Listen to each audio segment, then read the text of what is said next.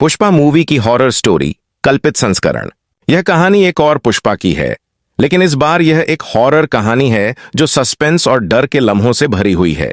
कहानी की शुरुआत। पुष्पा एक छोटे गांव की लड़की थी जो जंगल से लकड़ी काटकर अपना गुजारा करती थी। जंगल का रास्ता खतरनाक था, लेकिन पुष्पा अपनी हिम्मत और हौसले के लिए जानी जाती थी। एक दिन पुष्पा जंगल के उस हिस्से में लकड़ी काटने चली गई जहां गांव वाले कभी नहीं जाते थे, क्योंकि वहां एक श्रापित पेड़ होने की बात कही जाती थी। लोगों का कहना था कि जो भी उस पेड़ के पास जाता है वह वापस नहीं आता, लेकिन पुष्पा को इन बातों पर विश्वास नहीं था। डरावनी घटनाएं। जैसे ही पुष्पा उस जंगल के कोने में पहुंची, उसे अजीब चीजें महसूस होने लगीं।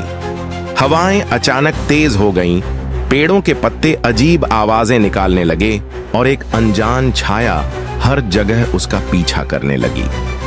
पुष्पा ने एक पेड़ के पास अपनी कुल्हाड़ी से काम शुरू किया। जैसे ही उसने पहला वार किया, जंगल में एक गूंजदार आवाज उठी।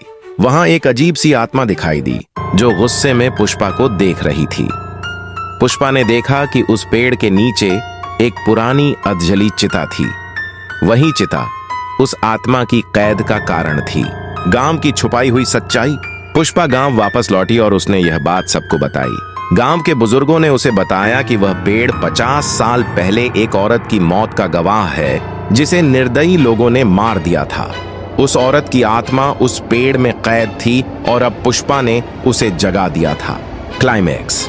पुष्पा की जंग। रात को पुष्पा के घर में अजीब घटनाएं होने लगीं।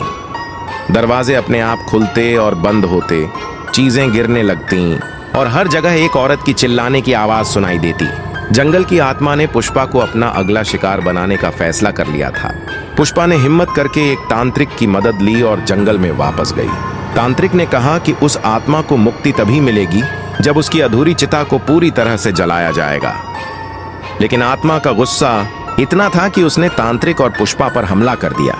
पुष्पा ने अपनी हिम्मत और हौसले से उस अंतिम क्रिया को पूरा किया और आत्मा को मुक्ति दी।